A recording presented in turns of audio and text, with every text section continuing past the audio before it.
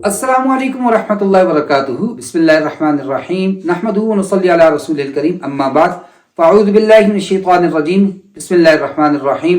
वल्लाती यअतीनल फ़ाहिशता मिन निसाइकुम फ़स्तशहिदू अलैहिन्ना अर्बअतम मिनकुम फ़इन शहिदू फ़अमसिकूहुन्ना फ़िल बुयूत हत्ता यतवफ़्फ़ाहुन्नल मौत औ यजअलल्लाहु लहुन्ना सबीला। सदक़ल्लाहुल अज़ीम। जिनसी बेराह रवी के मुख्तलिफ तरीके जमाने के अंदर आ चुके, राइज हो चुके और आज से नहीं जमानों से चलते हुए आ रहे हैं कि लोग अल्लाह तबारक व तआला ने यौम अव्वल से आदम अलैहिस्सलाम को पैदा किया और जिनसी ख्वाहिश भी रखी और उसको पूरा करने के लिए एक तरीका दिया निकाह का, और हव्वा अलैहिस्सलाम को भी पैदा कर दिया। तो औरत को पैदा करने का मकसद वो इंसानी मर्दों की जरूरत को पूरा करना है, नफसानी ख्वाहिश को पूरा करना है। लेकिन इसका ये मतलब हरगिज़ नहीं कि वो जानवर हैं और जब चाहे जिस पे चाहे जाके उसके साथ रह लें, ऐसा बिल्कुल भी नहीं है। तो अल्लाह तबारक व तआला ने ख्वाहिश तो रखती, अब जिनसियत जिन्स की ख्वाहिश रखती, हवस रखती, और मुखालिफ जिन्सों का आपस के अंदर अट्रैक्ट होना, ये तो आम है। जानवरों के अंदर भी यही है और इंसानों के अंदर भी यही है।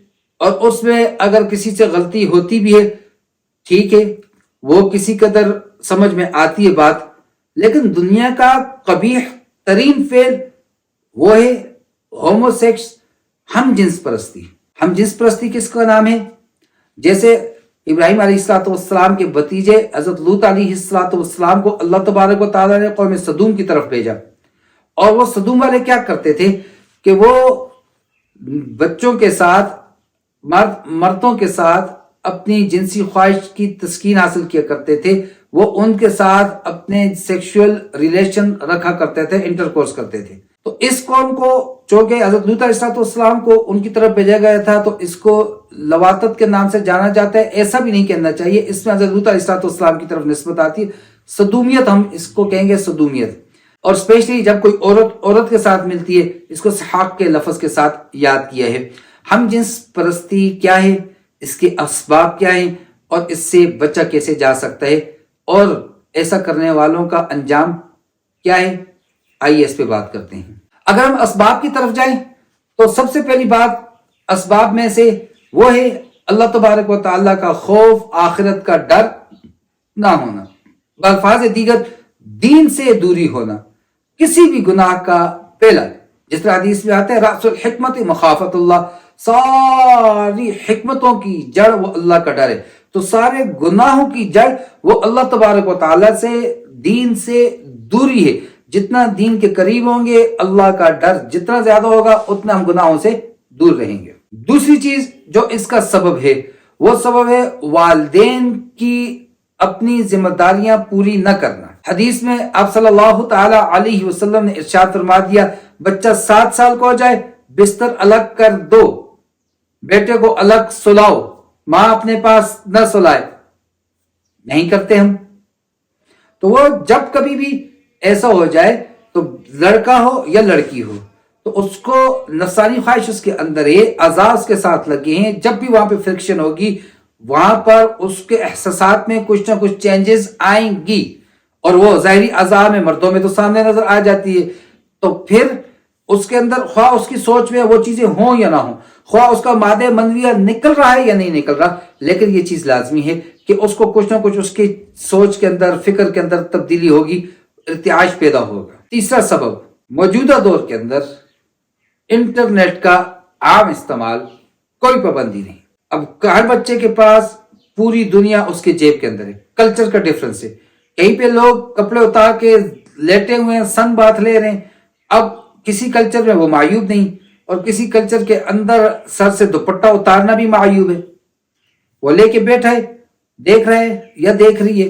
जाहिर सी बात है, जब इतना आम हो जाएगा तो सोच है इंसान के अंदर, फिक्र है, जज्बात हैं, एहसासात हैं, वो बेराह रवी की तरफ चले जाया करते हैं।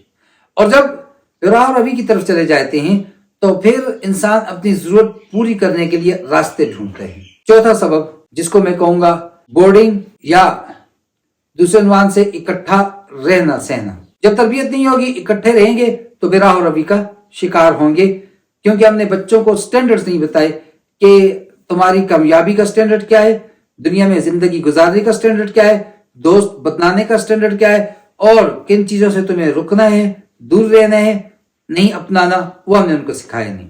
یہ تو آگے اسباب۔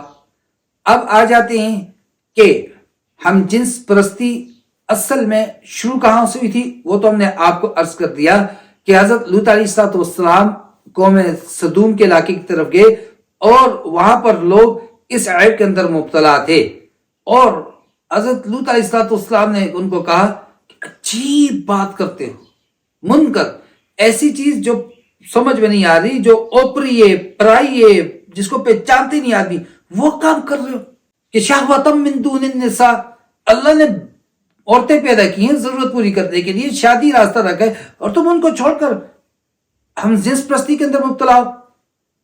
ہم جنس پرستی دونوں طرف سے، وہ تو مردوں سے ضرورت پڑ کرتے تھے، اور اس زمانے میں آگے چل کر آزادی نسواں کے نام پر، اور پھر یورپ کے کلچر نے ایک جس چیز کو بہت زیادہ پروموٹ کیا، وہ مرد کی مرد کے ساتھ شادی، عورت کی عورت کے ساتھ شادی، کہ عورت عورت کے ساتھ اپنی ضرورت کو پورا کرے۔ دنیا کا ملعون ترین فعل ہے، یہ ظلم عظیم ہے یہ۔ اب آ جاتے ہیں کہ ایسا کرنے والوں کا انجام کیا ہوگا۔ آپ صلی اللہ تعالی علیہ وسلم کے فرمان مبارک کا مفہوم ہے۔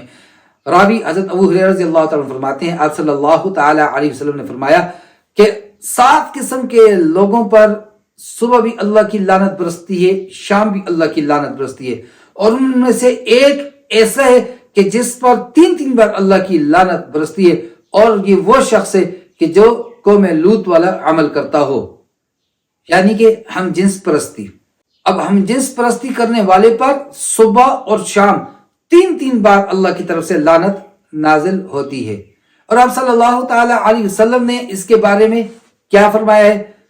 ترمذی شریف حدیث نمبر 1456 کے اندر آپ صلی اللہ تعالی علیہ وسلم نے فرمایا کہ جو کوئی بھی شخص وہ عمل کر رہا ہو جو لوط علیہ السلام کی جن قوم کی طرف بھیجے گئے تھے وہ کرتے تھے، تو چاہیے کہ فقط الفاعل والمفعول، کرنے والے کو اور کروانے والے کو، فاعل اور مفعول دونوں کو قتل کر دیا جائے۔ اسی پر محمد بن المنقدر نے ایک واقعہ نقل کیا ہے کہ حضرت ابوبکر صدیق رضی اللہ تعالیٰ عنہ کی طرف حضرت خالد بن ولید رضی اللہ تعالیٰ عنہ نے ایک خط لکھا، جس کے اندر انہوں نے کہا کہ یہاں پر ایک عجیب واقعہ سامنے آیا ہے کہ یہاں پر ایک شخص وہ اپنی ضرورت کو دوسرے ایک مرد کے ساتھ ہی، لڑکے کے ساتھ پورا کر رہا ہے، اس کا کیا کیا جائے؟ پکڑ لیا، قید کر لیا، پکڑ لیا، اور جب قید کر لیا حضرت ابوبکر صدیق رضی اللہ تعالیٰ عنہ نے صحابہ کرام کو جمع کیا، مشورہ ہوا اس پر، تو سب صحابہ کرام نے مشورہ دیا اور ان کو آگ میں جلایا گیا۔ 4 خلیفہ ایسے گزرے ہیں کہ جنہوں نے اپنے زمانے میں ہم جس پرستوں کو آگ میں جلایا۔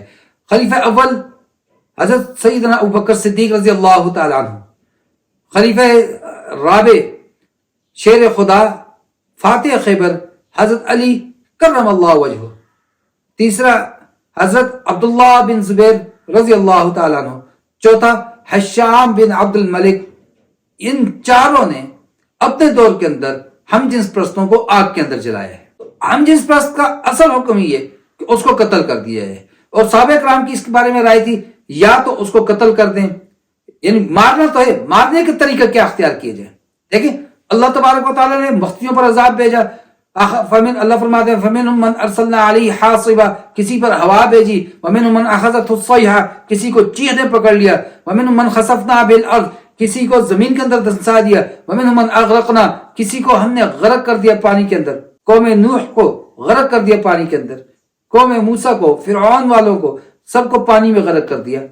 لیکن ایک بستی ایسی بھی گزری ہے کہ جس کو صرف اللہ تبارک و تعالیٰ نے تباہ نہیں کیا، کہ پہلے بستی کو اٹھا کے زمین پہ مارا، پھر اس کے اوپر اللہ فرماتے ہیں حجارۃ من سجیل، کہ ان پر ہم نے پتھر برسائے، اور پتھر بھی کیسے؟ مسومۃ عند ربک، ہر آدمی کے اوپر نام لکھا ہوتا تھا، اور وہ قوم لوط تھی جو ہم جس پرستی کرتی تھی۔ اللہ نے ان کو 2 مرتبہ دنیا میں عذاب دیا، اور وہ زمین آج بھی، جس کو ہم بحیرہ مردار کے نام سے جانتے ہیں، آج بھی نقشے کو اٹھا کر دیکھ لیجئے، یہ وہ بستی، وہ جگہ ہے کہ جہاں پر یہ قوم بسا کرتی تھی، آج بھی وہاں پر کوئی چیز اگتی نہیں ہے، آج بھی وہاں پر پانی اتنا کھارا کہ سفر تک نہیں کر سکتے۔ تو جب اتنا سخت عذاب دیا گیا، صحابہ کرام رضی اللہ عنہم اجمعین قتل پر تو متفق تھے، اب قتل کرنے کا طریقہ کیا اختیار کریں؟ تو یہ طریقہ اس کو آگ لگ میں ڈال دیں، یا ان کو پتھروں سے مار دیں، رجم کر دیں، یا پہاڑ کے اوپر بلندی سے گرائیں مر جائیں، اور نیچے جب جا کے گرے نہ مرے تو پھر ان پر پتھر برسائیں، یا دیوار کے نیچے کھڑا کر دیں، اوپر دیوار گرا کے ان کو کچل دے، اتنی سخت سزائیں۔ اور ایک حدیث شریف کا مفہوم میں آتے کہ اس کو یوں نیزے سے مارے، فاعل المفعول کو، دونوں اس طرح، جس طرح شکار نہیں پرویا ہوتا کہ دونوں ایک اس کے اندر پرو دیے جائیں، کہ فاعل تو کر رہا ہے، اور یہ جو مفعول ہے اس نے عورتوں سے بھی بدترین صورت اپنا لی ہے۔ اور اللہ تعالیٰ قرآن کیا کہتے ہیں؟ واللاتی یأتین الفاحشۃ من نسائکم، کہ جو ہم جنس پرستی میں مبتلا ہیں، جو عورتیں ہم جنس پرستی کر رہی ہیں۔ ابتدا اسلام میں کیا تھا؟ محبوس فی البیت، کہ ان کو گھروں کے اندر بند کر دو، حتی یتوفاہن الموت، یہاں تک کہ اللہ تبارک و تعالیٰ ان کو موت دے دیں، او یجعل اللہ لہن سبیلا، یا اللہ ان کے لیے کوئی راستہ نکال دیں۔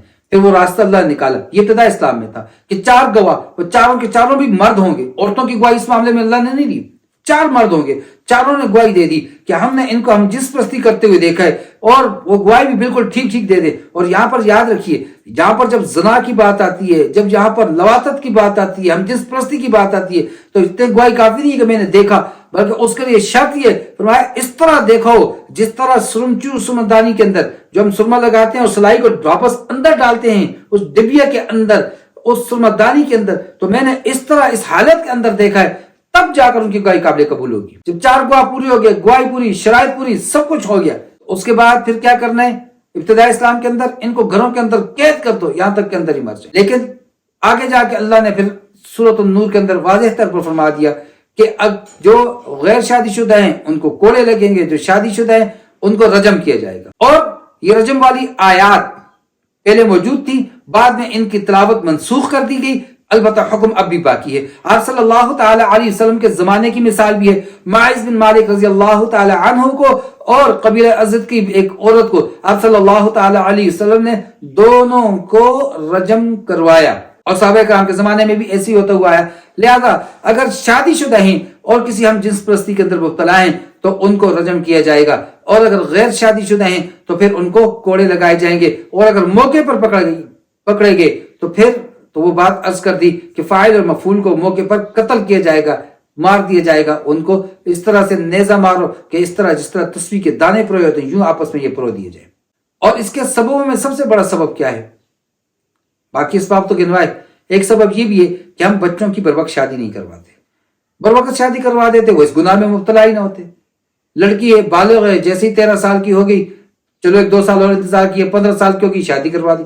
یہاں تو 15 سال کی بچی میٹرک کر رہی ہے، اس کے بعد کالج ہے، پھر یونیورسٹی ہے، پھر اس نے آگے لائف بنانی ہے، اور لڑکے کا بھی یہی ہو رہا ہے۔ تو پھر کیا ہوتا ہے؟